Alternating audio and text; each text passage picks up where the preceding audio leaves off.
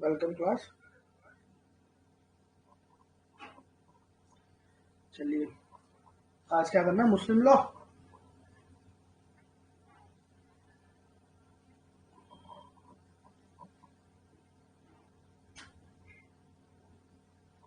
कहाँ तक पढ़ लिया था हमने? हम डावर पढ़ रहे थे ना।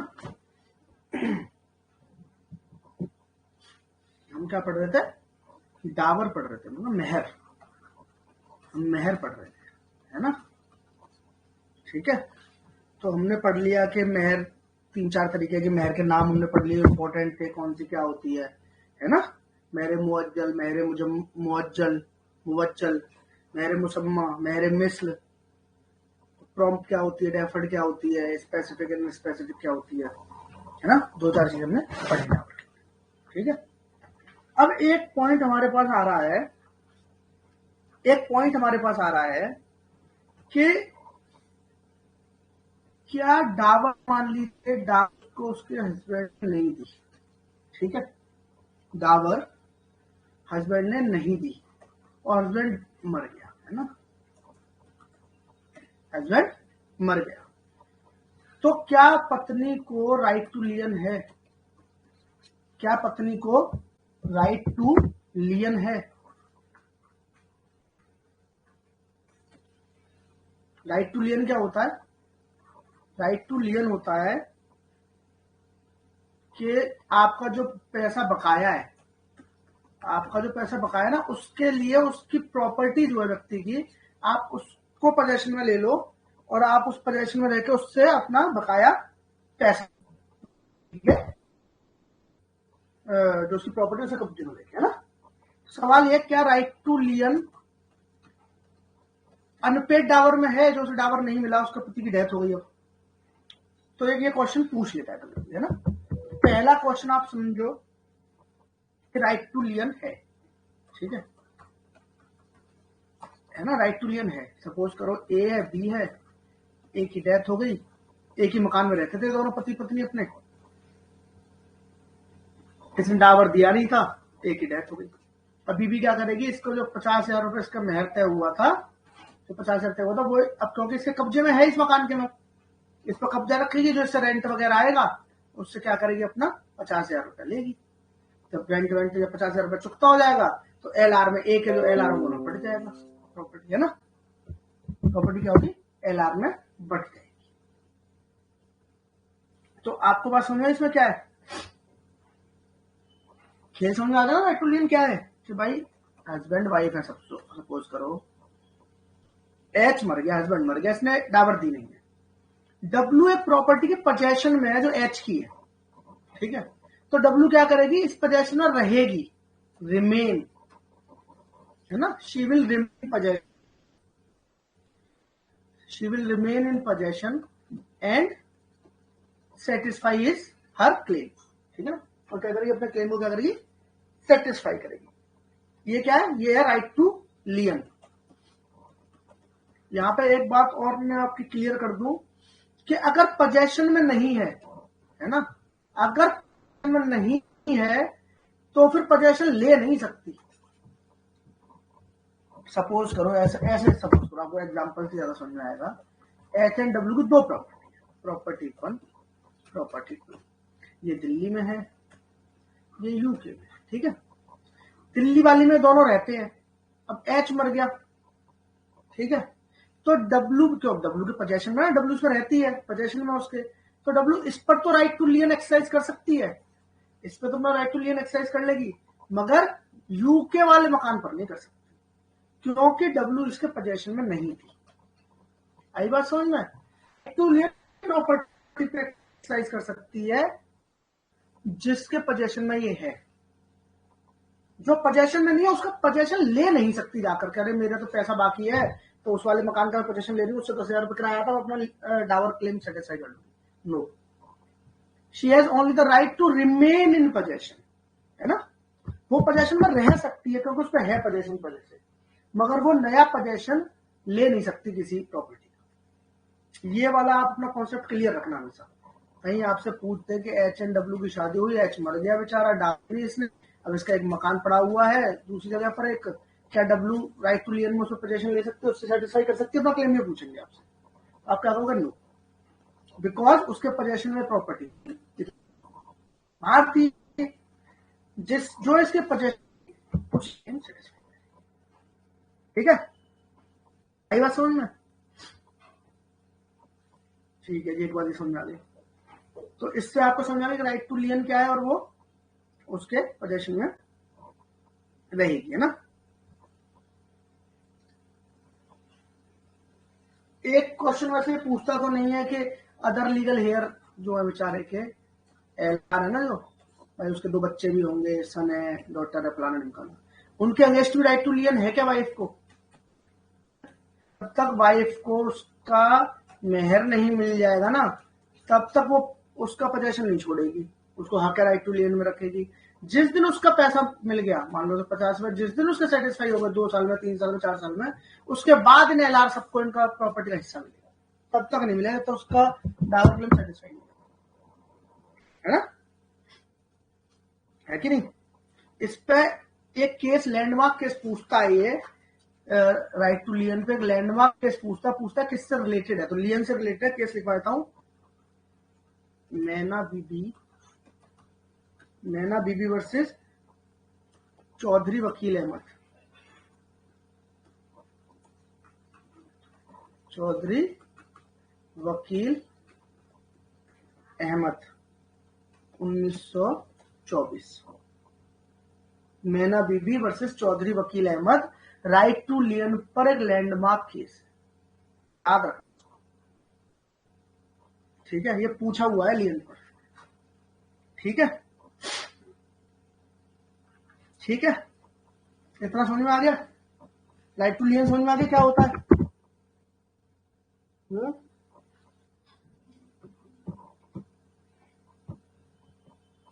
आ गया समझ? चलो जी, इसके बाद देखो, इसके एक क्वेश्चन फिर अराइज होता है कि जो राइट टू डावर है ना, राइट टू है, ये ट्रांसफरेबल है कि नहीं है? राइट टू डावर को क्या किसी तीसरे आदमी को ट्रांसफर कर सकते हैं? हैं? ये क्वेश्चन अगर पूछ दे आपसे कि एच एंड डब्ल्यू की शादी हुई है, तो क्या डब्ल्यू अपने डावर के क्लेम को, डावर को क्या तीसरे ट्रांसफर करते हैं? करो मुझे 50,000 तुम ले डावर मेरे पति से, ऐसा कर सकती है क्या? Answer is no, she can not, she can not transfer is right to dower, because वो जो मेहर है ना, मेहर वो सिर्फ एक उधार नहीं है, वो बड़ा ही ना पायस है ना, वो पायस है, बड़ा पर्सनल राइट है उसका, उसकी सिक्योरिटी चाहिए महिला की। तो क्या है कि ट्रांसफरेबल नहीं है, ठीक है। तो अगर आपसे पूछ ले कि right to dower is transferable और not, you will say no, it is not transferable. इसलिए नहीं कर सकते कि ये बड़ा ही पर्सनल राइट है ना। तो थर्ड पार्टी आ जाएगी, तो सेंटिटी जो होती है ना शादी की, क्या होती है, ठीक है ना। क्या होता है कि राइट टू डावर ट्रांसफर नहीं। फिर अगला अगर चीजें पूछते हैं राइट टू डावर इनहेरिटेबल है कि नहीं है, राइट टू डावर इनहेरिटेबल है कि नहीं है। मान लीजिए एच एंड डब्ल्यू की शादी हुई, बाद में डब्ल्यू की डेथ है ना, तो क्या जो इसका राइट टू डावर था इसके एलआर के पास जाएगा? क्या इसके एलआर एच से राइट टू डावर मांग सकेंगे, डावर का अधिकार मांग सकते हैं? वो ट्रांसफर नहीं कर सकती, तो पता लग गया, क्या मांग सकते हैं उससे अधिकार? बिल्कुल मांग सकते हैं। इसका आंसर क्या होगा? यस। इसका आंसर क्या होगा? यस। क्यों? क्योंकि अब तो एच एंड डब्ल्यू के बीच में डब्ल्यू तो रही नहीं, तो जो सैंक्टिटी थी, जो सैंक्टिटी थी, जो पवित्रता थी शादी की, वो तो खत्म हो गई। अब तो एक सिंपल उधार का बकाया है ना, जो डब्ल्यू का उधार का बकाया था, जो उसका डेट उस पर था, तो अब तो ठीक है, अब तो मांग सकती है, भाई क्रेडिटर थी ये मर गई, अब इसके एलआर एच से बोलेंगे भाई तुम हमारे उसका पैसा दो, है ना, अब एलआर पैसा मांगेंगे, है। तो इसलिए क्या कर सकते हैं, right to dower is not transferable but heritable, याद रखना। टाइप 2 डावर क्या है? ट्रांसफरेबल नहीं है बट हेरिटेबल है ना? ठीक है, एक बात समझ में आ गई नहीं आ गई? ये बात समझ में आ गई? एक और बात समझो, एक और क्वेश्चन पूछ ले, राइट टू लियन से देख लो, राइट टू लियन ट्रांसफरेबल है कि नहीं है? ये हेरिटेबल है कि नहीं है भाई? इसके बच्चों के पास जाएगा कि नहीं जाएगा? एलआर के पास, है ना? है ना?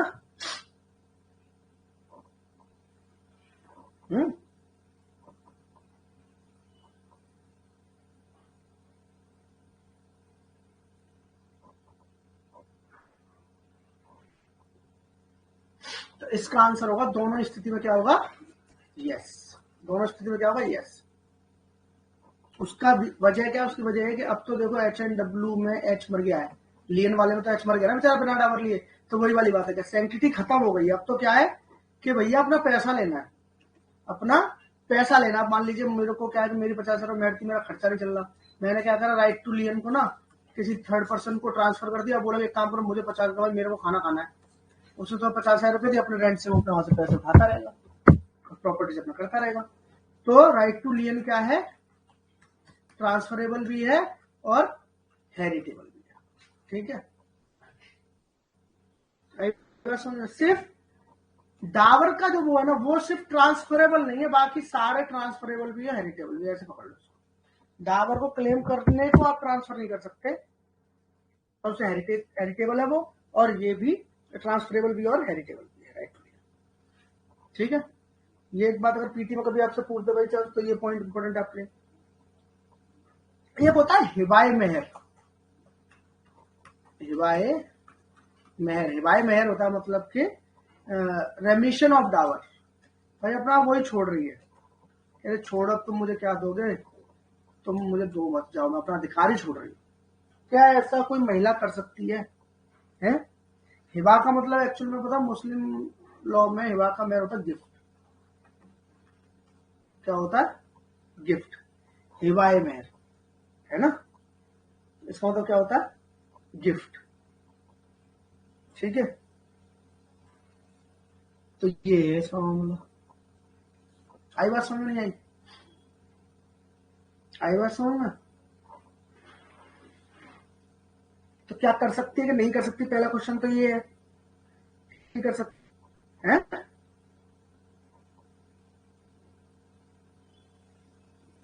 तो बिल्कुल कर सकती है। आंसर क्या है? यस।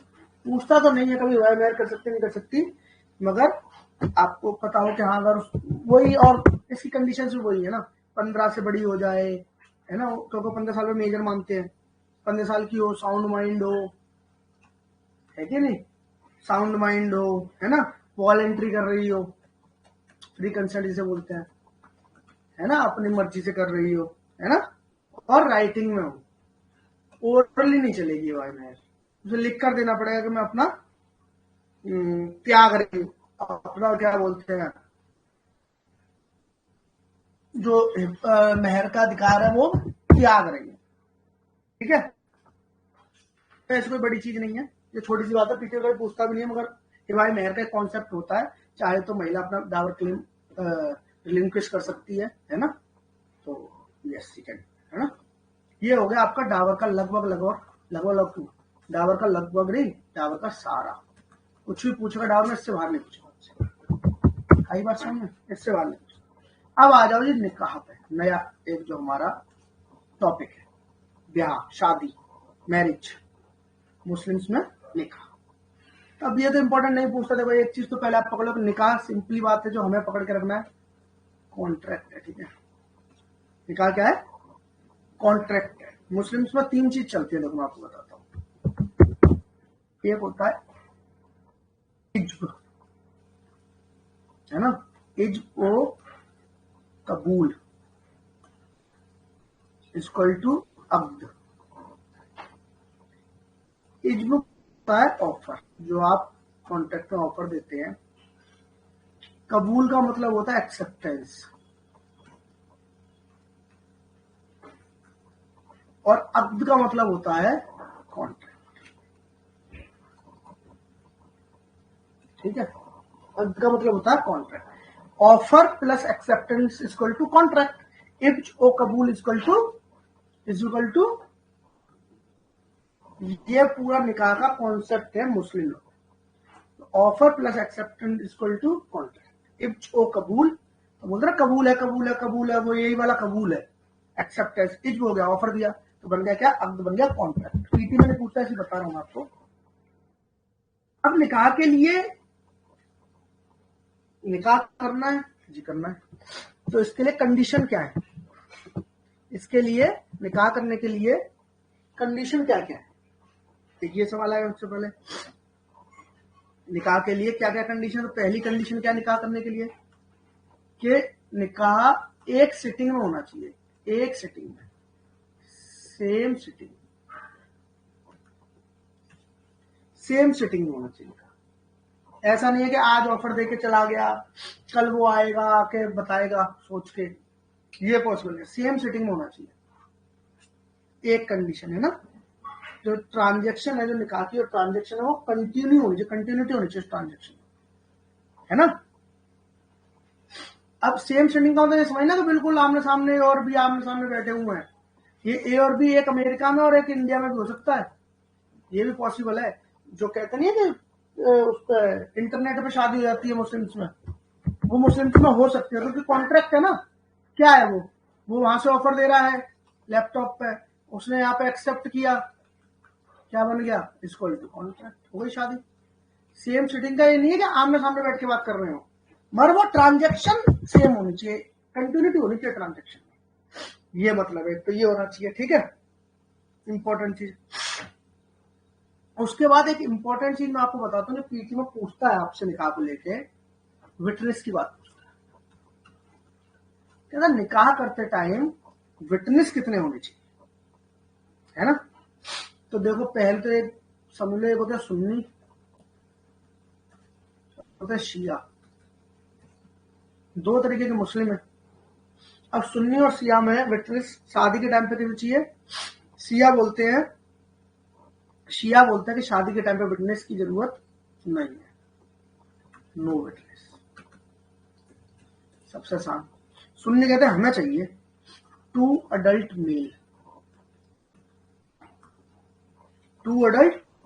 मेल, या फिर 1 मेल प्लस 2 फीमेल, है ना। तो जब निकाह होगा तो सिया में तो विटनेस की जरूरत नहीं है, सामने हमने बैठे, एक ने बोला दूसरे ने सुना, काम खत्म। सुन्नी को जरूरत है कि 2 अडल्ट मेल चाहिए एज अ विटनेस। अगर 2 अडल्ट मेल नहीं मिल रहे हैं तो 1 अडल्ट मेल मिल जाए, या फिर और साथ 2 फीमेल मिल जाए, ठीक है। अब इसी में देखो, मैं यहाँ पे एक और चीज आपको क्लियर कर दूं, पीपी की उससे बता रहा हूं कि डाइवोर्स में कॉन्सेप्ट आएगा, वहां पे सुन्नी और सिया होंगे, है कि नहीं। डाइवोर्स में भी होंगे, वहां भी विटनेस की बात जब आएगी डाइवोर्स में, तो अगर सुन्नी में कोई विटनेस नहीं चाहिए और यहां पर 2 अडल्ट चाहिए, मतलब सुन्नी ये कहते हैं कि निकाह के टाइम विटनेस की जरूरत होती है और डाइवोर्स के टाइम पर विटनेस की जरूरत नहीं होती, ठीक है। सिया उल्टा कहते हैं, सिया कहते हैं कि निकाह के टाइम विटनेस की जरूरत नहीं है, और डाइवोर्स जब हो तब जरूर 2 अडल्ट होने चाहिए। उल्टा कॉन्सेप्ट है दोनों का आपस में। और ये पीटी में पूछे क्वेश्चन है मुस्लिम से, इसलिए मैं आपको बता भी रहा हूं, जैसे ढंग से समझो, कंफ्यूज नहीं होना है। कंफ्यूज ना होने का मैं आपको तरीका बताता हूँ ये। और कोई से मतलब ऐसे रिलीजियस मत लेना कि मैं कुछ बता रहा हूँ और आप बोलोगे सर आपने ऐसी धार्मिक कोई बात कह दी, किसी को बुरी लग जाए। मैं आपको याद करने के लिए बता रहा हूँ, एक बेसिक सा एक फंडा देता हूँ आपको। इंडिया में जो है वो 9 सुन्नी है, ठीक है, और जो ओवरऑल वर्ल्ड में भी सुन्नी ज्यादा है, ठीक है, और सिया कम है, ठीक है। एक चीज समझ लो आप, सिया जो ये कहते हैं, सिया का अपना ऐसा मानना है कि हम लोग ना बिल्कुल जो प्रॉफिट मोहम्मद ने जो कहा, जो कुरान में लिखा है, एज इट इज मानते हैं उसको, एज इट इज। सुन्नियों का क्या सिस्टम है, सुन्नी ना अपने हिसाब से, अपने फायदे के हिसाब से ना उसको चेंज करते रहते हैं। जिसमें फायदा आपको दिखेगा ना वो आपको देखना रूल आपको सुन्नियों में मिलेगा, शियाओं में वो रूल नहीं मिलेंगे आपको।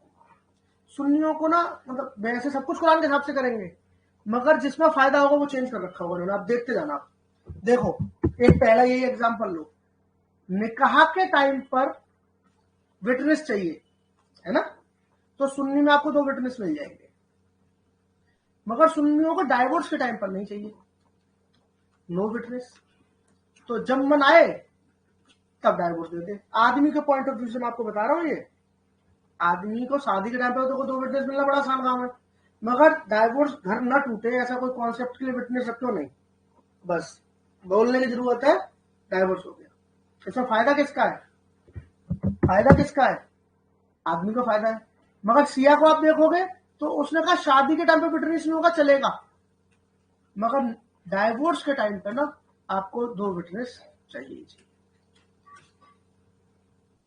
आपको ये याद रखने के पर्पज से मैं कई जगह आपका ना ऐसे ध्यान भी उधर दिखाऊंगा मैं आपको कि जहां जहां फायदा मिलेगा वहां पर रूल आपको सुन्नी में चेंज मिलेंगे, सिया में तब भी थोड़ा अभी भी मतलब ना वैसे रूल बड़े रिजिड है। सुन्नियों ने उसे लिबरल के चेंज कर लिया अपने हिसाब से और फायदा उठाया उसका, वो मैं आपको धीरे धीरे बताता हूँ। तो उससे आपको ना एक्चुअल में क्या है, इसका फायदा ये होगा कि आपको याद हो जाएगा कि अच्छा इसमें देखो ये है ना, जैसे मान लो अगर देखो ये बता रहा हूँ आपको 5th मैरिज वाला कॉन्सेप्ट जो है 4 तो अलाउड है ना, दोनों में 4 अलाउड है, तो कोई 5वीं कर ले तो क्या होगा भाई, ये क्वेश्चन आ जाए, कोई 5वीं कर ले तो क्या होगा। तो देखो फायदा किसमें, सुन्नी फायदा उठाते हैं ना अगर माना जाए तो ऐसे, तो सुन्नी क्या बोलते हैं 5वीं इरेगुलर होगी, और शिया बोलते हैं कि वॉइड होगी। तो शिया के हिसाब से 5वीं तो वॉइड है, और सुन्नियों ने क्या करा उसका इरेगुलर कर दी 5वीं को, तो उसका फायदा मिल गया ना, वॉइड नहीं है, तो उसे इरेगुलर को भी आप वैलिड कर सकते हो। फायदा यहाँ पर भी देखो आपको फायदा दिखेगा, कई जगह आपको दिखाऊंगा मैं फायदा आपको दिखेगा और वो सुन्नी में दिखेगा, तो ऐसे आपको याद रहेगा, ठीक है ना। चलो जी ठीक है। और आपसे अब निकाह में पूछता क्या है भैया, ये एक बात समझो, ये तो आपको पता ही है कि अपनी कंसेंट देनी तो 15 साल से की उम्र होनी चाहिए लड़की की लड़के की, है ना, वो तो ठीक है, उसका कोई इशू नहीं। अगर 15 से कम किया तो उसके फादर उसे गार्जियन वगैरह दे सकते हैं ना, ये कॉन्सेप्ट आपको निकाह में पता होगा। जो उसके फादर है, फादर के फादर है, चाचा है, भाई है, जो गार्जियन है वो लोग उसकी अगर बिलो 15 है तो वो लोग गार्जियन दे देते हैं ना, है फ्री हो आपको के लिए सभी लोग बोलते हैं कंसेंट फ्री होना चाहिए, है ना। चलो जी, अब मान लो कि क्वेश्चन आपसे पूछ दे कि निकाह में है ना कंसेंट जो थी, जो बेचारी लड़की की कंसेंट थी वो कंसेंट ली गई है कॉर्सियन से, उसे डरा धमका के कॉर्सियन, अगर उसकी कॉर्सियन से कंसेंट ली गई है तो इसका क्या प्रभाव पड़ेगा शादी पर, क्या प्रभाव पड़ेगा।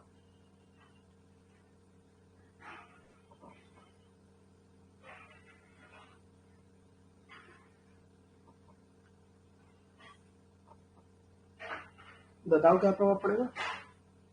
वर्डेबल हो सकती है ना, देखो नॉर्मली कॉर्सियन से अगर आपने शादी करी है तो वॉइड है, सिया में भी है सुन्नी में भी है, मगर एक सेक्ट जो है सुन्नियों का जिसे बोलते हैं हनाफी, हनाफी सुन्नी जो उसमें वैलिड होती है, वॉइडेबल का तो कॉन्सेप्ट उन्होंने रखा ही नहीं इसमें। हनाफी कहते हैं कि अगर कॉर्सियन से भी शादी करिए ना तो आफ्टर पुबर्टी, पुबर्टी तो 15 साल का कॉन्सेप्ट हो गया ना, वो तो कह रहा है कि इसमें पुबर्टी नहीं आएगी, 15 साल की एज मान उन्होंने रखी हुई है। अब ये पूछना है कि उसे डरा धमका के शादी कर ली, 15 के बाद करिए, हमसे कह रहे 15 से पहले तो उसकी कंसेंट की वैल्यू उसके गार्जियन ही कंसेंट की वैल्यू थी ना, है कि नहीं। 15 के बाद ही कंसेंट की बात आएगी, तब तक तो उसके गार्जियन ही कंसेंट थी, है ना। तो ये कह रहे हैं अगर कंसेंट आपने डरा धमका के ले ली है तो उसका क्या प्रभाव पड़ेगा, उसका प्रभाव ये पड़ेगा कि वॉइड होगी in all the Muslim sects apart from Hanafi. Hanafi कह रहे हैं वैलिड होगी, ठीक है। हनाफी क्या कह रहे हैं, हनाफी क्या कह रहे हैं, कॉर्शन से करिए आपने तो क्या होगी वैलिड। एक और सुनो कि अगर आपने फ्रॉड से शादी करी, मतलब कोई फ्रॉड करके शादी करी, फ्रॉड से शादी नहीं करी, फ्रॉड करके आपने शादी करी, तो क्या प्रभाव पड़ेगा? तो क्या प्रभाव पड़ेगा बता देता हूं मैं। सारे मुस्लिम्स में फ्रॉड से शादी करें तब भी वैलिड होगी। ये पॉइंटर लिखते रहना अपने वहां पर, ऐसे उठा के कहीं से पूछ देगा कि कॉर्शन से करिए बताइए क्या होगा, बता दो वॉइड होगा। स्पेसिफिक हनाफी की पूछा तो बता दो वैलिड है, पूछा फ्रॉड से करिए तो क्या होगा, वैलिड मैरिज है फ्रॉड से करिए तो, ठीक है ना, वैलिड मैरिज है फ्रॉड से करिए तो।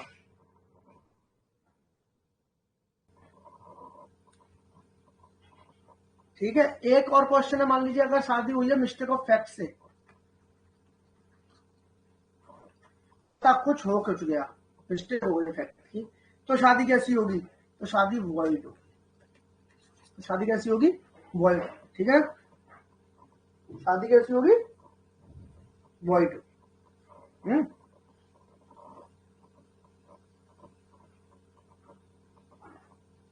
तीन चीज आ गई ना इसमें। पहले क्या आ गई? कॉर्शन आ गई तो वैलिड है, सॉरी वॉइड है सब में, और हनाफी में वैलिड है। फ्रॉड से करी है सब में वैलिड है, और मिस्टेक ऑफ फैक्ट से अगर हुई है तो मान लीजिए अगर फोटो दिखा दिया, सपोज को लड़का देखा वो लगा 25 साल का, और बाद में पता लगा मिस्टेक ऑफ फैक्ट हो गई थी, वो तो भतीजा था, चाचा से शादी करती, वो तो 40 साल का, मिस्टेक ऑफ फैक्ट हो गई, सपोज करो ऐसा लड़की को ऐसा लगा, तो शादी वॉइड। ठीक है। अब एक क्वेश्चन आपसे बहुत पूछता है क्या बताइए, तो बहुत कॉन्सेप्चुअल क्वेश्चन है, पीटी में तरह नहीं पूछता, वो पता तो आपको भी होगा। व्हाट इज नेचर ऑफ निकाह? निकाह का नेचर क्या है?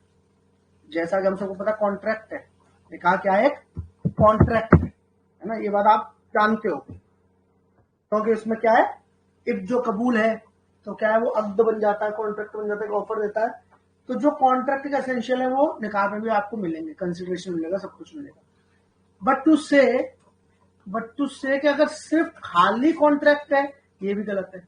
अलग अलग लोगों ने अलग अलग राय रखी है, मगर एक जो प्रिविलेंट राय ये है कि कॉन्ट्रैक्ट है। ठीक है, प्रिविलेंट क्या है? ये कॉन्ट्रैक्ट है। ठीक है, अब मैं आपके लिए इसमें कुछ ऐसा ढूंढूं जो बहुत ज्यादा इंपॉर्टेंट हो, तो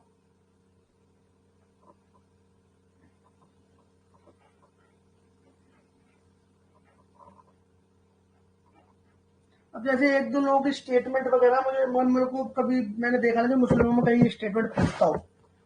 जैसे मान लीजिए एक है ताहिर महमूद थे, एक उन्होंने लिखा कि निकाह इज बोथ अक्द एंड मिता के गालिफ, मतलब कॉन्ट्रैक्ट भी है और गॉड के प्रति प्यार और संस्कार भी है। ठीक है, और एक थे अब्दुल रहीम, उन्होंने लिखा कि इबादत भी और मुआमलात भी है। इबादत मतलब सैक्रामेंट जो जिसका करो, और मुआमलात तो सांसारिक चीज होती है आपकी। उन्होंने मगर ये कभी पीटी वीटी में तो कभी ये चीजें पूछता नहीं है, तो अगर कहीं लिखना पड़ता मीन्स वगैरह में तो ठीक है, समझ में आता है, इसकी कोई इतनी इंपॉर्टेंस नहीं है। ठीक है, तो निकाह में बहुत सिंपल सी बात है, आपने विटनेस वगैरह का जो मैंने आपको बताया ना, वो जरूर याद रखना, बड़ा इंपॉर्टेंट है विटनेस वाला कॉन्सेप्ट, है ना। और मैंने फ्रॉड और मिस्टेक ऑफ फैक्टर ये वाला फैक्टर। अब आते हैं निकाह के बाद, इस पे इसी के अंदर चलता है जो आपने 15 साल की आप बात कर रहे थे, या बात हो रही थी कि 15 साल से कम है तो गार्जियन शादी कर देते हैं, है ना। क्या करते हैं? गार्जियन कंसेंट दे देते हैं, है ना। तो अब मान लो गार्जियन से शादी कर दी, लड़की की उम्र थी 12 साल, लड़की की उम्र थी 12 साल, गार्जियन से शादी कर दी, तो क्या वो इसको 15 साल की होने पर रिप्यूडिएट कर सकती है? क्या इसको क्या बोले, रिप्यूडिएट करना क्या बोलते हैं हिंदी में, त्याग सकती है, छुटकारा पा सकती है? समझो आप कि जब वो 12 से 15 की होगी तो क्या उसको छुटकारा पा सकती है? एक तो हमने कहा पढ़ा था डाइवोर्स वाले कॉन्सेप्ट में भी हमने पढ़ा था, है ना, डिसोल्यूशन ऑफ मैरिज एक्ट पढ़ा था 1939 का, उसमें कॉन्सेप्ट था कि वो डाइवोर्स ले सकते जब वो 15 से उसकी पहले शादी कर दी गई है, तो 15 से होने के 18 साल के बीच में, है ना, वो उसको क्या कर सकते हैं, डाइवोर्स सकती है, मगर उसमें क्या था कि कॉन्सुमेट ना हुई शादी, है ना, शादी कॉन्सुमेट ना हुई, ये शर्त थी उसकी, अगर आपको याद हो तो। ठीक है ना, क्या शर्त थी? कॉन्सुमेट ना। अब ये बात है कि यहां पर भी ये वो बता रहे हैं आपको, तरीका बता रहे हैं आपको कि एक ऑप्शन ऑफ पुबर्टी नाम का चीज है, ये इनका पर्सनल लॉ है, वो तो था codified. Option of puberty, option of puberty का मतलब ये होता है कि लड़की 15 साल की होने के बाद अगर उसके गार्जियन की कंसेंट से शादी हुई थी तो उसको रिपीडिएट कर सकती है ना, रिपीडिएट कर सकती है उसको, है ना। 15 से होने के बाद रिपीडिएट कर सकते, कब कर सकते, क्या कर सकते, वो पूरा कॉन्सेप्ट पढ़ते हैं आगे। पहले तो पढ़ो, एक चीज मैं बताता हूं आपको, पहले तो पढ़ो 3 तरीके की एज का वो बताया है आपको। एक बताया है शागीर, शागीर होता है जब बच्चा 7 से कम का होता है, बिलो 7 ईयर, उसे बोलते हैं शागीर। फिर होता है शरीरी, शरीरी ये होता है 7 से ज्यादा 15, ठीक है। और बुलुक, ये होता बुलुक, ये होता है 15 से 3 कैटेगरीज बनाई है एज की। कौन सी? शागीर जब एज 7 साल से कम की हो, शरीरी 7 से ज्यादा 15 के बीच की, और बुलुक 15 से ज्यादा की। इस ऑप्शन ऑफ पॉवर्टी को उर्दू बोलते हैं खयार उल बुलुक, खयार उल बुलुक, खयार उल बुलुक, ऑप्शन ऑफ पॉवर्टी, ठीक है। तो क्या है, 15 साल इन्होंने एक एज रखी कि लड़की अगर 15 साल की है तो खुद इन्होंने अपनी मेजोरिटी की एज रखी है वो 15 साल रखी, ठीक है, ठीक है। तो वहां पर तो जरूरत नहीं है कंसेंट की, है ना। और मान लीजिए कि लड़की 15 से कम की है, लड़की 15 से कम की है, तो उसके गार्जियन ने दे दी, ठीक है। तो सवाल यह है कि क्या उसको अब शादी को अवॉइड कर सकती है, वो शादी घर वालों ने करा दी तो क्या इसको अवॉइड कर सकती है, ये सवाल आ गया। क्या मतलब पूछा, तो इसका आंसर तो आपको पता ही है, यही तो ऑप्शन ऑफ पॉवर्टी कर सकती है ना, यही तो आंसर है इसका। तो कर सकती है, बिल्कुल कर सकती है। कैसे कैसे कर सकती है वो आगे हम देखेंगे, है ना। अब इसमें यह भी इंपॉर्टेंट है कि क्या बोलते हैं उसको, गार्जियन वार्जियन कौन कौन से गार्जियन ने दिए, क्या दिए, है ना, ठीक है। अब देखो, शिया है, सुन्नी है, ठीक है, शिया है, सुन्नी है, 2 तरीके के लोग हैं। इसमें इन्होंने जो बताया है, जो शादी में कंसेंट दे सकते हैं, तो इसमें शिया ने बताया कि शादी में कंसेंट कौन दे सकता है, फादर, ग्रैंडफादर, उसके ग्रैंडफादर के फादर, फलाना ना, ऊपर ऊपर ऊपर। मतलब कि शिया में शादी की कंसेंट सिर्फ फादर या उसके फादर या उसके फादर के फादर के फादर के फादर के father, how high so ever, कितने ही बड़े हो, फादर लाइन में लोग दे सकते हैं। मदर नहीं दे सकती, ये नहीं दे सकती, वो नहीं दे सकती, ठीक है। सुन्नी में इन्होंने बोला फादर, ठीक है, तो ग्रैंडफादर, चाचा, भाई, फिर आगे मम्मी, है ना, तो फलाना निमका, उन्होंने पूरी हिरार्की निकाल दी। मैंने बोला हम आपको बहुत सारे देंगे, ठीक है। अगर फादर ग्रैंड फादर ये वो फलाना निमके नहीं है तो भाई दे सकता है, चाचा दे सकता है, मदर दे सकती है, मैटरनल अंकल दे सकता है, स्टेट दे सकती है। इन्होंने बहुत सारे लोगों का नाम गिना दिया, ठीक है। तो अब सवाल ये है कि ऑप्शन ऑफ पॉवर्टी कब आएगी, है ना। तो देखो, चाहे शिया हो चाहे सुन्नी हो, अगर फादर वगैरह ने दिए, अगर फादर टाइप के लोगों ने दिया, मतलब फादर ग्रैंड फादर फलाना निमका, इन्होंने चाहे शिया सुन्नी कोई भी हो, इसमें आपको ऑप्शन ऑफ पॉवर्टी तभी मिलेगी जब शादी में फ्रॉड या नेग्लिजेंस हुआ है, ठीक है। फादर वाली लाइन में अगर कंसेंट दी गई है तो आपको ऑप्शन ऑफ पॉवर्टी तभी मिलेगी, खैर ब्लॉक का ऑप्शन तब मिलेगा जब वो वहां फ्रॉड हुआ या नेग्लिजेंस हुआ, ठीक है। एक तो ये बात आपने समझ ली। अब रह गए कि फादर और ग्रैंडफादर के अलावा किसी और ने कंसेंट दिया है ना, तो शिया में तो क्योंकि कंसेंट कोई देता ही नहीं है, शिया में कोई कंसेंट देता नहीं, तो यहाँ तो पुबर्टी की बात ही खत्म हो जाती है ना, यहाँ तो आने का मतलब ही खत्म हो जाता है, शिया में देता ही नहीं है, सुन्नियों में देते हैं फादर वगैरह के अलावा। तो सुन्नी में ऑप्शन ऑफ पुबर्टी से तब मिलेगी जब अदर गार्जियन देंगे फादर वाले के अलावा। यहां पर इस स्थिति में आपको मिलता है ऑप्शन ऑफ पुबर्टी, खयारुल पुबर्टी। आई बात समझो कब मिलता है कि अगर शिया सुन्नी दोनों में अगर चाहे फादर हो चाहे ग्रैंड फादर हो, इन लोगों ने दिया तो वैसे ऑप्शन ऑफ पुबर्टी नहीं है, सिर्फ वो दो ही केस में मिलेगी कि उन्होंने फ्रॉड कर दिया या नेग्लिजेंस हुआ तो उस केस में मिलेगी, और अदर गार्जियन अगर करे तो उस केस में आपको सुन्नियों में ऑप्शन ऑफ पुबर्टी का ऑप्शन मिलता है। ठीक है जी, ये बात समझ में आ गई है ना, ये बात समझ में आ गई। ठीक, अब सवाल ये है कि वो हो गई 15 साल की, और सपोज करके चलता उसकी माँ ने कंसेंट दी थी, है ना, अब ये 15 साल की हुई, इसने बोला रहे ये तो गलत हुआ, मुझे तो शादी करनी नहीं है, रखनी नहीं है शादी, तो इसको रिप्यूडिएट करने की, इसको अवॉइड करने के लिए शादी वाले ने दो कंडीशन बताई है इसने, पर्सनल लॉ दो कंडीशन बताता है और बहुत सिंपल बताता है कि एक तो शादी कॉन्जुमेट ना हुई 15 साल के बाद, एक तो शादी कॉन्जुमेट ना हुई है 15 साल के बाद, और दूसरा उसने डिमांड ना करी हो डावर की, नो डिमांड, ठीक है ना, है ना, ठीक है, ये क्या पता लग गया इसमें, दो है ना, और उसे 18 साल से 30, अगर लड़की के मामले देखो तो 18 साल से पहले उसे अवॉइड करनी पड़ेगी, अभी लड़के का ही बता दूंगा, ठीक है,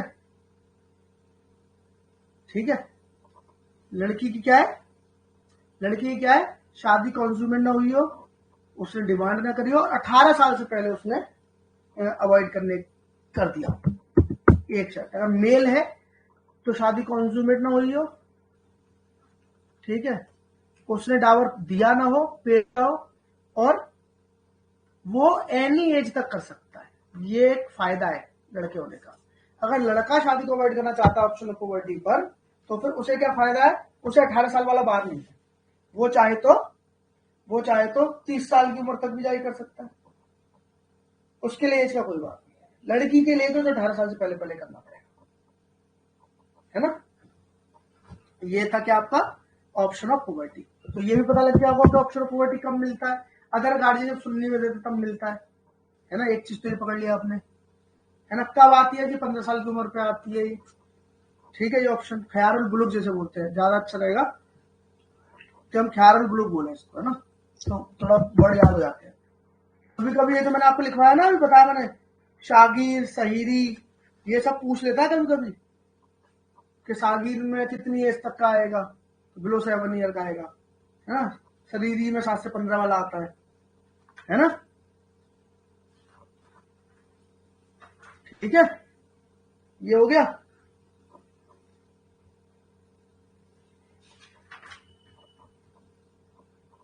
इसके बाद आपका पीटी पर्पस से देखूं,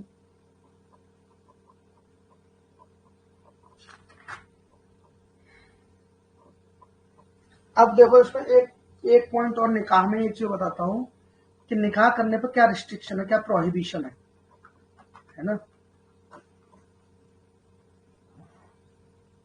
ऑफ नहीं होगा यार, प्रोहिबिशन अपॉन होगा, है ना, निकाह करने पर क्या क्या प्रतिबंध है ना, कब कब निकाह नहीं कर सकते, जैसे हिंदू लॉ में आप पढ़ रहे थे ना कि अगर आप उसमें प्रोहिबिटेड रिलेशन में आते हैं, सपिंडा में आते हैं, नहीं कर सकते, ऐसे बहुत सारे प्रतिबंध इसमें भी है।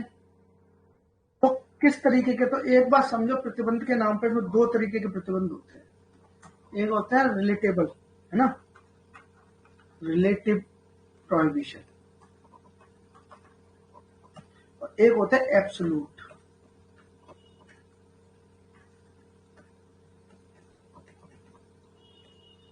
एक होता है रिलेटिव और एक होता है एब्सोल्यूट। इन दोनों फर्क देखो क्या, मैं आपको बताता हूँ।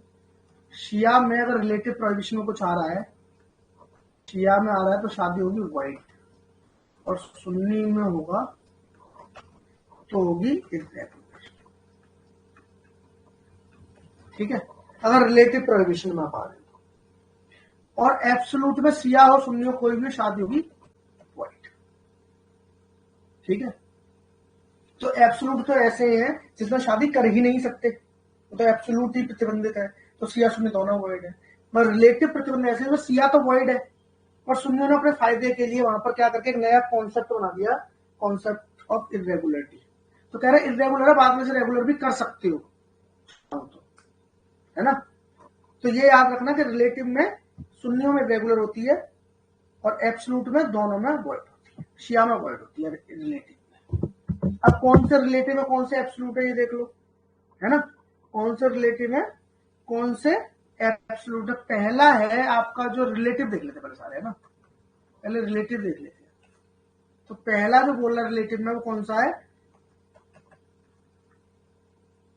पिलग्रिमेज, है ना। पिलग्रिमेज मतलब हज वज पे गए, पूजा पाठ वाली जगह पे जब यात्रा यात्रा पे जाते हैं, है ना।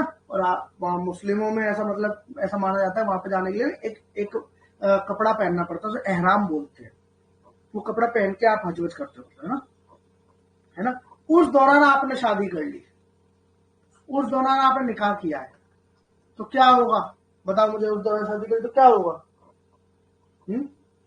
आप गए थे यात्रा पे, गए थे आप हज वगैरह पे, और उस दौरान आपने शादी कर ली तो क्या होगा,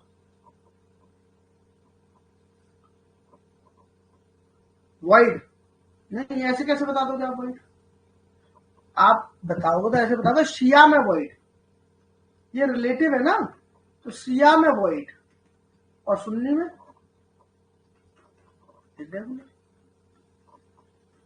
है ना।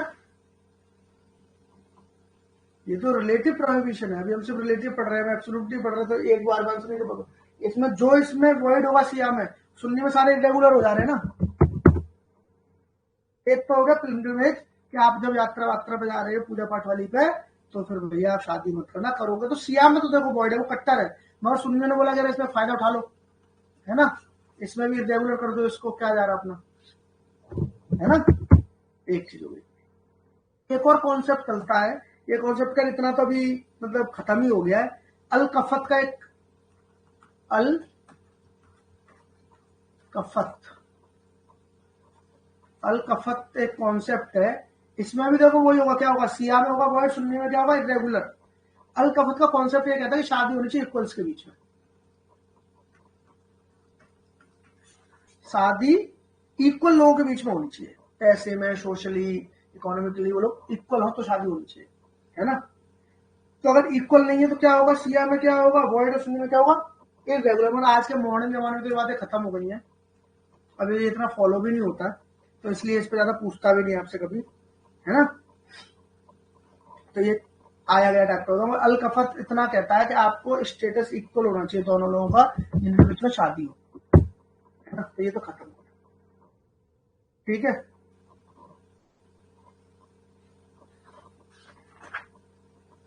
एक होता है रीमैरिज आफ्टर डाइवोर्स,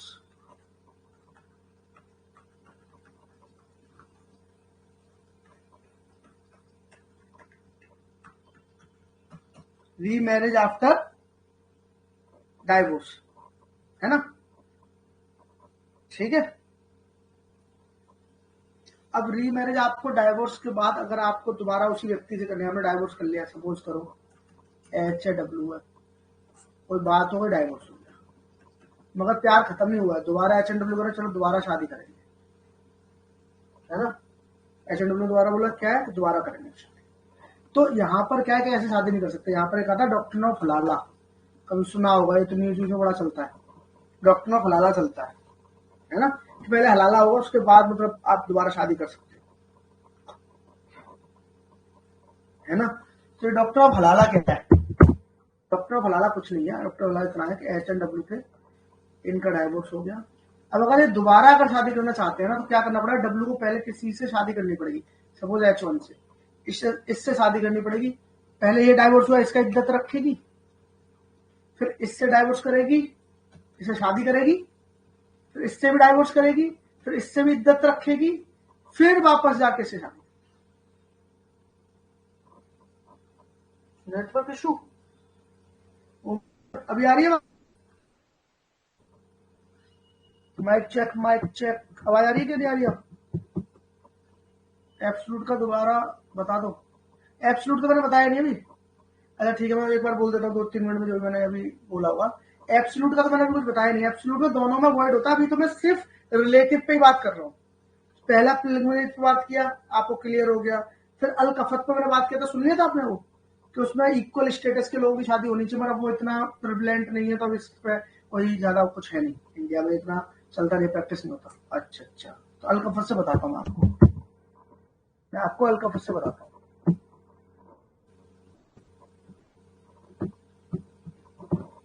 अल कफत का क्या होता है? अल कफत ना एक कॉन्सेप्ट है, अब तो चला गया कॉन्सेप्ट, अब इतना प्रचलन में नहीं अल कफत। इसमें क्या होता है कि जो इनकी शादी हो रही है ना HNW की, ये इक्वल होनी चाहिए। ये क्या होना चाहिए? इक्वल होनी चाहिए, equal in status, economically, financially, जैसे मुझे आप समझ लो। अब ये दौर तो चला गया, मॉडर्न जमाना है, तो अब इसको फॉलो भी नहीं करते। ठीक है, इतना ही था। तो उससे पीटी से भी, उसने पीटी में भी से फॉलो करना बंद कर दिया है। मुझे पता है कि लोग वैसे फॉलो नहीं कर रहे, इसे भी कोई फॉलो नहीं कर रहा। तो ये अलकफत था। एक तीसरा था, रिलेटिव है ये भी, इसमें रीमैरिज का कॉन्सेप्ट है। आपको रीमैरिज करनी है ना, और रीमैरिज मान लो HNW वाला मामला है ना, है ना, HNW वाला मामला है। ठीक है,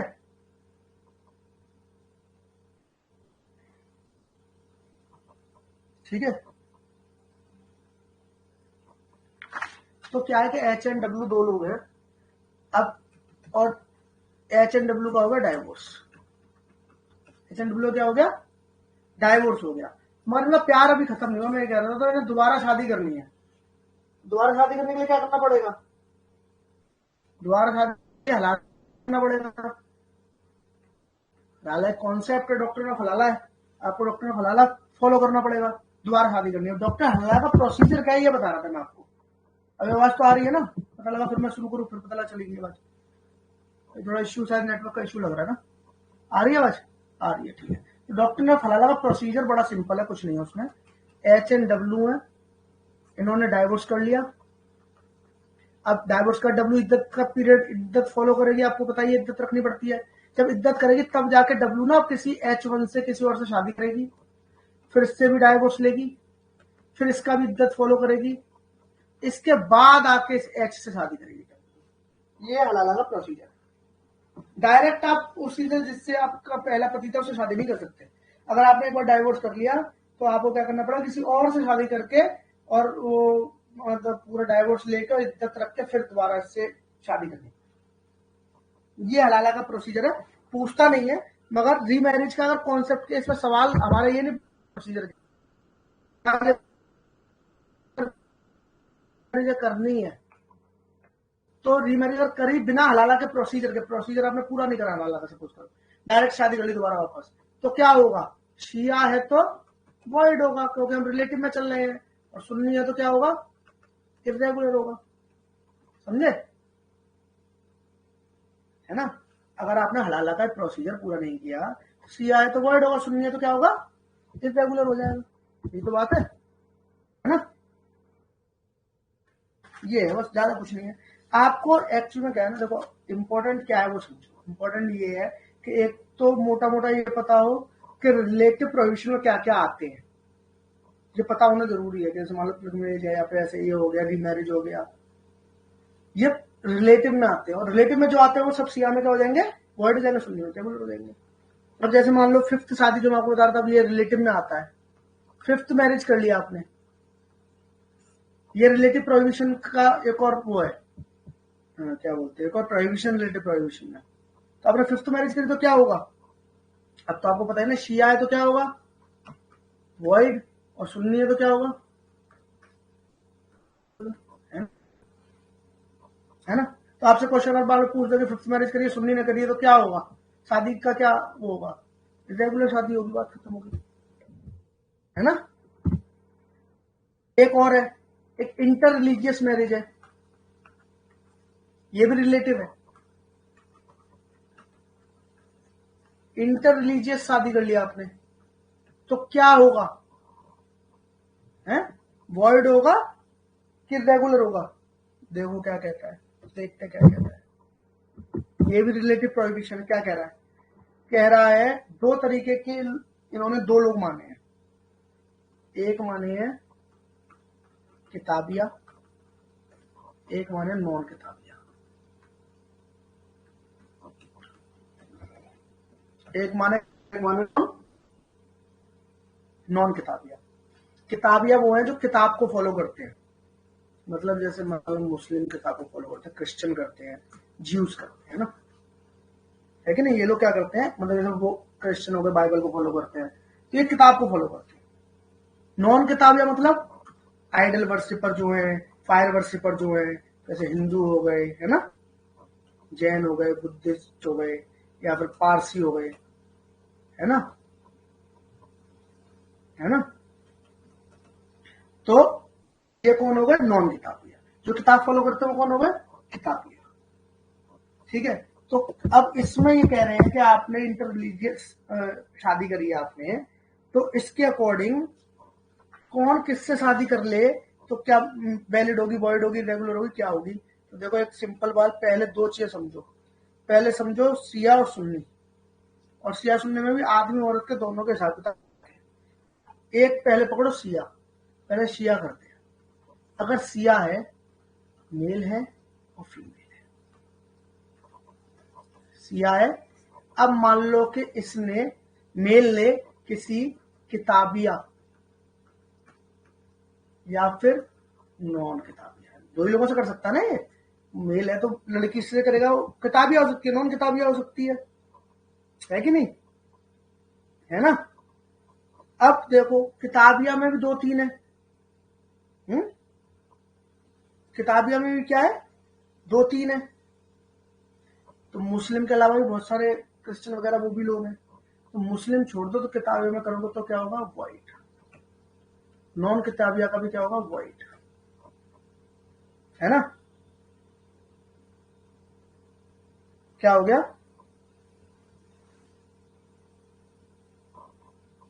बात समझ में आई? फीमेल में भी ऐसे ही होगा, किताबिया और नॉन किताबिया सबका क्या होगा? वाइट।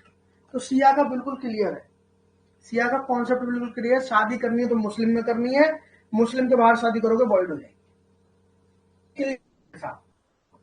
शादी करनी है तो मुस्लिम करो, आप सिया सुन्नी कोई बात नहीं, आप सुन्नी से भी कर लो कोई बात नहीं, मगर मुस्लिम के अलावा किसी से कर ली, क्रिश्चियन से ही, चाहे भले वो किताबियां हैं, है ना, चाहे ज्यूस से कर ली, तब भी वो वॉइड होगी। और फीमेल में भी वॉइड होगी, मेल में भी वॉइड होगी। इन्होंने इक्वल रखा है, ट्रीटमेंट इक्वल किया है, तो मेल हो के फीमेल हो तो आपकी शादी वॉइड हो जाएगी। सिया का आसान है। दिक्कत आती है थोड़ा सुन्नी में, सुन्नियों ने बड़ा एकदम बवंडर सा मचा रखा है। तो अब सुन्नी में देखो क्या कह रहा है, सुन्नी में पहले सिर्फ मेल को देखो आप, मेल में इतना बड़ा हो जाता है। अब इसमें किताबी और नॉन किताब, नॉन किताबिया। तो सुन्नी में कह रहा है कि किताबिया में आपने शादी करी तो क्या होगी? वैलिड। मेल अगर किसी किताबिया से शादी करता है, किताबिया में इन द सेंस मुस्लिम भी आ गए, क्रिश्चियन भी आ गए, ज्यूस भी आ गए, जो भी किताब को फॉलो कर रहे हैं, इनसे शादी करी तो क्या होगी? वैलिड। और नॉन किताबिया से शादी करी तो क्या होगी? इरेगुलर। मतलब यहां भी इनवैलिड नहीं है, कुछ वॉइड नहीं है यहां पर भी।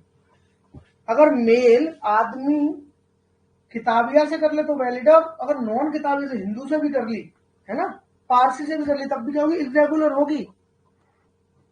वो भी क्या होगी? इरेगुलर होगी। ये होगी मेल के लिए। अगर सुन्नी का फीमेल देखें, सुन्नी का फीमेल देखें अगर, कि फीमेल करे, अगर इसमें भी किताबिया नॉन किताबिया आ जाएगा, है ना, तो किताबिया नॉन किताबिया, है ना, ये आगे फीमेल की। तो क्या है कि किताबिया में भी दो तरीके की क्लास है ना, एक मुस्लिम क्लास और एक नॉन मुस्लिम क्लास है, एक मुस्लिम क्लास, एक मुस्लिम नॉन मुस्लिम क्लास है। तो कह रहे सुन्नी की तो कोई फीमेल महिला है, कोई औरत मुस्लिम से शादी करती है, वैलिड। नॉन मुस्लिम वाले किताबिया से करेगी तो क्या होगी? वॉइड। और नॉन किताबिया तो कर ही नहीं सकते, बिल्कुल वॉइड। मतलब कि औरत को शादी की आजादी मुस्लिम धर्म से बाहर नहीं दी गई है, मगर सुन्नियों में मेल जो है उन्हें आजादी दी गई है मुस्लिम धर्म से बाहर। आई बात समझ में नहीं आई?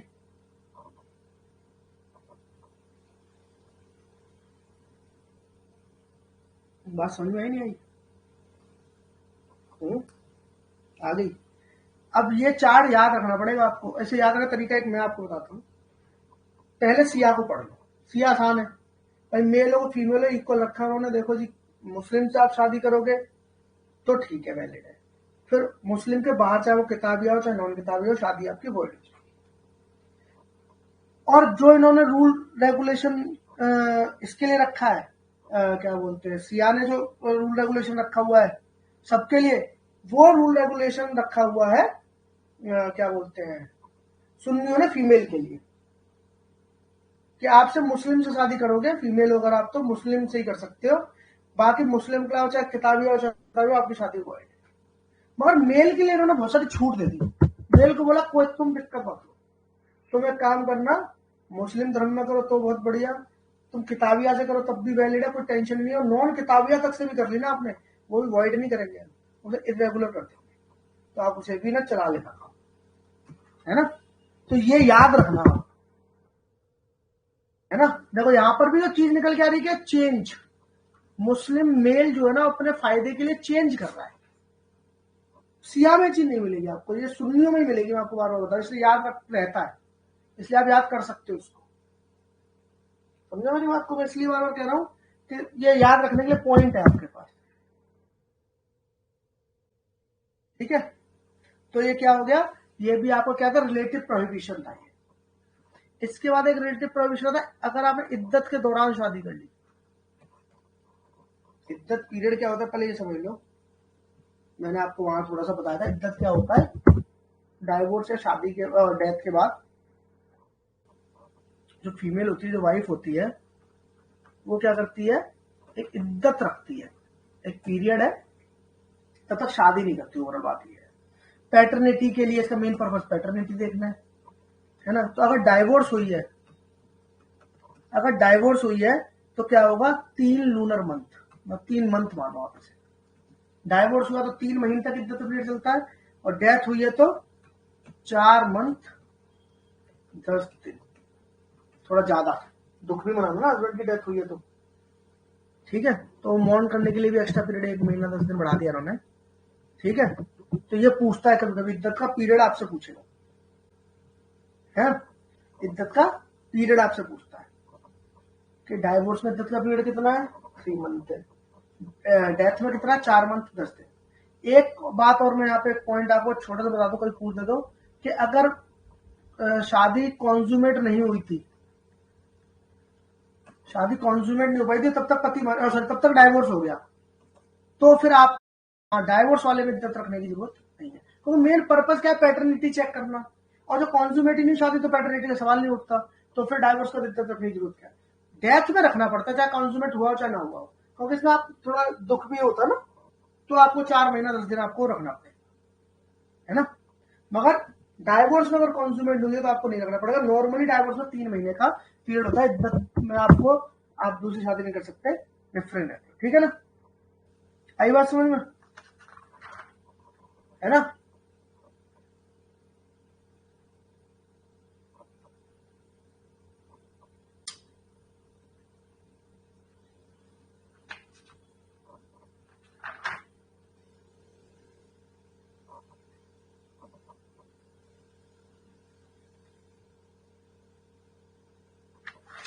आगे बात समझ में। इसमें अगर मान लीजिए इद्दत में शादी कर ली तो क्या होगा,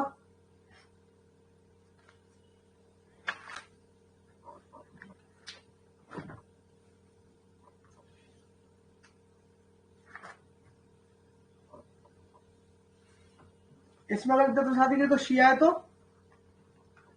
वाइट, सुन्नी है तो इर्रेगुलर, है ना, सुन्नी है तो इर्रेगुलर।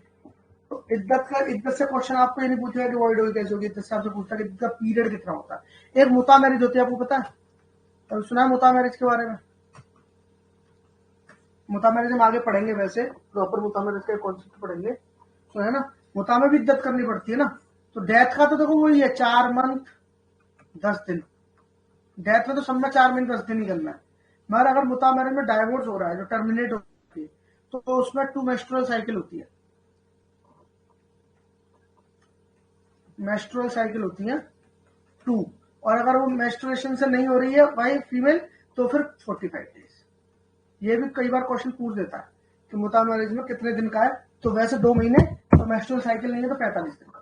खैर ये दोबारा एक बार मुता मैरिज में पढ़ेंगे तो वहां पर क्लियर कर लेंगे इसको, वहां पर पूरा, क्योंकि मुता मैरिज से पूछता है क्वेश्चन, इंपॉर्टेंट आपके लिए वो है कॉन्सेप्ट पीटी पर्पज से। ये आपके खत्म क्या होगा।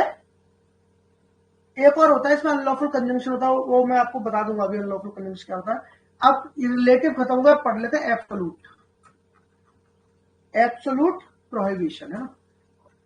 एब्सोल्यूट प्रोहिबिशन में मैंने क्या बताया आपको कि सिया सुन्नी कोई भी हो, सिया हो कि सुन्नी, शादी तो होगी वॉइड। शादी तो क्या होगी, वॉइड होगी, है ना।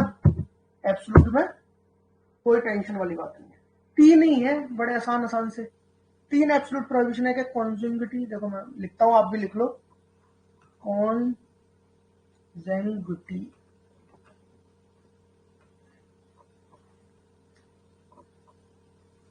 ग्विनिटी है, स्पेलिंग गलत हो गई, कॉन्जेंगिटी, कॉन्जेंगिटी। और उर्दू में से बोलते हैं कुबारत, कुराबत, इतना खतरनाक वर्ड है कुराबत, ठीक है। कॉन्जेंगिटी मतलब कुराबत। एक होता है एफिनिटी, इसे बोलते हैं मुशारत। और एक होता है फोस्टरेज, एक होता है फोस्टरेज, इसे बोलते हैं रिजा। क्या बोलते हैं, RIZ रिजा, RIZ रिजा। ये लिख लो तीनों, कॉन्जेंगिटी, कुराबत, एफिनिटी मुशारत, फोस्टरेज रिजा। ये पीटी में ऐसे कैसे नाम पूछे हुए हैं। और ऐसे पूछता कि एफिनिटी को क्या बोलते हैं उर्दू में, मतलब याद होना चाहिए, मुशारत बोलते हैं, फोस्टरेज को रिजा बोलते हैं, कॉन्जेंगिटी को कुराबत बोलते हैं। इसे याद करना पड़ेगा इन वर्डों को, ठीक है। अब ये 3 हमें पढ़ने हैं कि ये कुराबत मुशारत रिजा क्या है, ठीक है। ठीक है, तो कुराबत देखो पहले सबसे पहले कुराबत क्या है। कुराबत बोले तो कॉन्जेंगिटी। कुराबत क्या है, कुराबत मतलब था ब्लड रिलेशन, है ना। कुराबत क्या होता है, जिससे आपका सीधे ब्लड का रिलेशन है। जैसे आपके मतलब के फोर फादर टाइप के जो हो गए ना, एक के ऊपर दूसरा, ऊपर से नहीं कर सकते और नीचे नहीं कर सकते, है ना। मदर फादर ऊपर कोई लगते हो या नीचे कोई लगते हो, नहीं कर सकते, है ना। तो इसमें बहुत सारे हैं, भाई बहन के उससे नहीं कर सकते, कई सारे इसमें मतलब कि 3-4 तरीके के वो आते हैं। अपने नीस से नहीं कर सकते, आप भांजी से नहीं कर सकते, मतलब, है ना। भतीजी से नहीं कर सकते, जो ब्लड रिलेशन है आपके, आप उनसे नहीं कर सकते। और आपसे ये घुस के नहीं पूछता कभी भी पीटी में कि इसके अंदर इससे कर सकते कि नहीं कर सकते, उससे कर सकते नहीं कर सकते। पर इतना आप याद रखना कि कॉन्जुगिटी को कुराबत बोलते हैं, और कुराबत का मतलब ब्लड रिलेशन। ये इतना आपको अगर पता है तो आप पीटी सही आंसर कर रहे हो आप, ठीक है। एक होता है एफिनिटी, जो भी हमने पढ़ा, मुशारत, है ना, SH था मुशारत।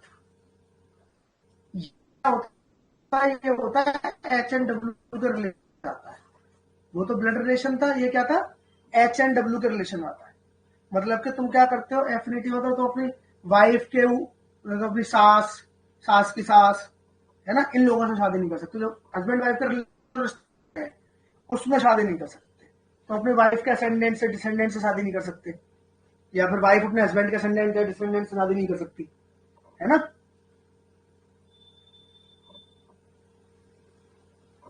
या फिर किसी असेंडेंट डिसेंडेंट के हस्बैंड वाइफ से शादी नहीं कर सकते। मतलब एफिनिटी मुशारत क्या है, जो हस्बैंड और वाइफ के रिलेशन से रिश्ते बनते हैं ना, उसकी बात।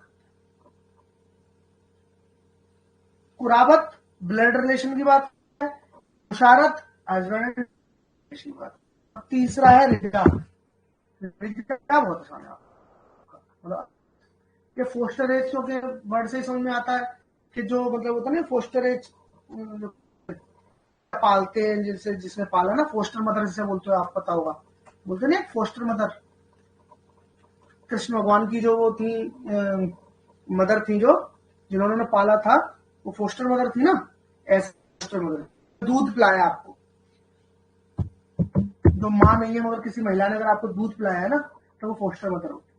ठीक है, तो फोस्टर मदर वाले रिलेशन में ना, तो जैसे मान लीजिए उसका बच्चा है तो उससे शादी नहीं कर सकते, एक दूध का रिलेशन हो गया ना, तो रिजा में भी आप शादी नहीं कर सकते। तीन चीजें, ठीक है ना, कौन कौन सी थी? कुराबत, मुशारत, रिजा। ब्लड एफिनिटी, फोस्टरेज, ये एब्सोल्यूट प्रोहिबिशन है इसमें। अगर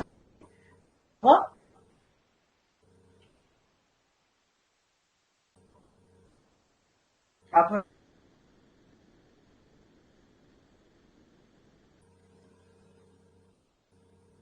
इसके बाद इसके बाद इसके बाद इसके बाद इसके बाद देखो एक चीज और देख लो, टाइप्स ऑफ मैरिज देख लो,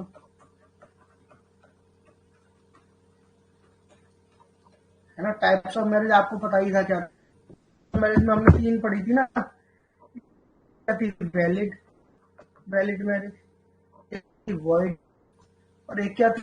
मैरिज, है ना। ये तो तीन हम पढ़ रहे थे। अब इसे उर्दू में देखो क्या बोलते हैं, वैलिड को बोलते हैं साही, साही, HASHIH, साही। वॉइड को बोलते हैं बातिल, बातिल। और इरेगुलर बोलते हैं फासिल, इरेगुलर को क्या बोलते हैं? फासिल। वैलिड साही, वॉइड बातिल, रेगुलर फासिल। ठीक है, तो कभी कभी ऐसा पूछा हुआ है कि रेगुलर मैरिज को क्या बोला जाता है ना। या फिर कभी कभी पता है दिक्कत और फंस जाती है, ये इंग्लिश का वर्ड यूज ना करके ना, आपके लिए उर्दू का ही वर्ड यूज कर देगा, समझ रहे हो। तो आपको पता नहीं, आप कंफ्यूज हो गए कि फासिल लिखा है, अब ये फासिल वॉइड वाला था कि रेगुलर वाला था, समझे? समझे? अब ये तीन तरीके की जो शादियां है ना, इसमें क्वेश्चन उठाएंगे कुछ, वैलिड है, वॉइड है, और क्या है? इरेगुलर।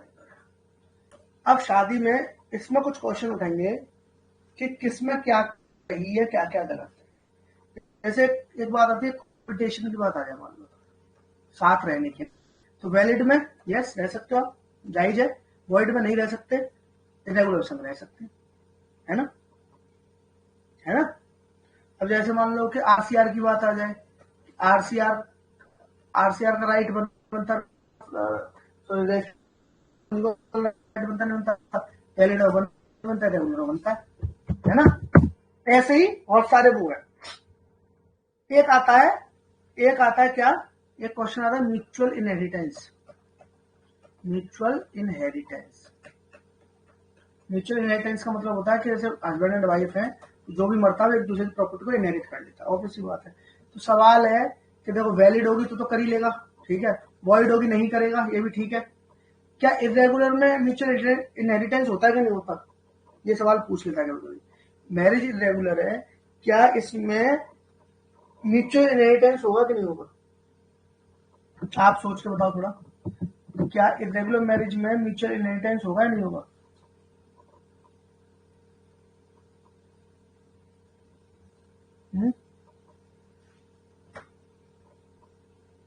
भाई वॉइड में नहीं होगा, समझ में आता है, वैलिड में होगा, ये भी बिल्कुल सही बात है। क्या म्यूचुअल इनहेरिटेंस इरेगुलर मैरिज में होगा?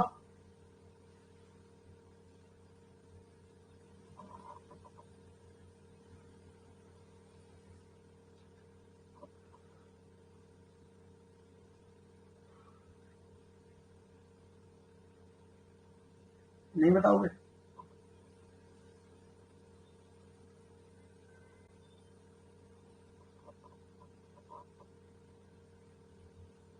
क्वेश्चन, यही तो क्वेश्चन पूछ रहा हूँ मैं आपसे, रिपीट करूँ? अच्छा, मैं पूछ रहा हूँ म्यूचुअल इंटरेस्ट का मतलब ये होता है कि हर एच एंड डब्ल्यू कोई भी मरता है एक दूसरे की प्रॉपर्टी को आप इनहेरिट कर लेते हो। तो नेटवर्क इशू आ रहा है। अच्छा, आप एक दूसरी प्रॉपर्टी को क्या करते हो ना, इनहेरिट कर लेते हो, है ना। म्यूचुअल इंटरेस्ट का मतलब ये होता है।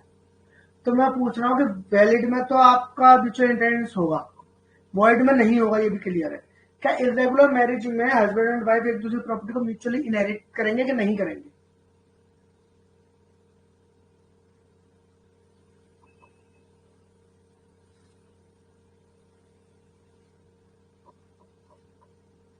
नहीं करेंगे ना, बिल्कुल सही।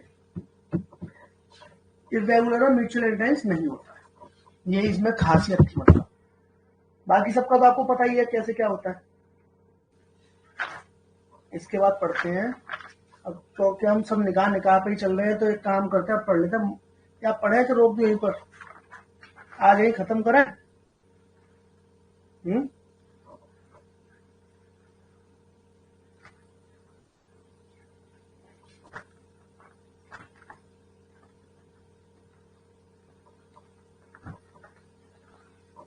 आज यही खत्म करते हैं, ठीक है।